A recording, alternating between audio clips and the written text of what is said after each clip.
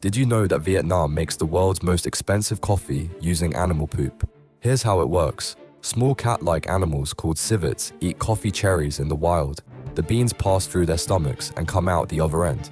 Farmers then collect these pooped-out beans and turn them into coffee. But why would anyone want this? The civets' stomachs change the beans in a special way. The digestive juices break down bitter compounds and create smooth, unique flavors that coffee experts say taste amazing. This weird coffee sells for over $100 per cup around the world. That's more than most people spend on groceries in a week. But here's the dark side. The high prices created a cruel industry. Greedy farmers now trap civets in tiny cages and force-feed them coffee beans all day long. Today, Vietnam leads the entire world in coffee production. Meanwhile, this controversial poop coffee remains one of the most sought-after drinks among wealthy coffee lovers everywhere. Despite the animal cruelty behind it,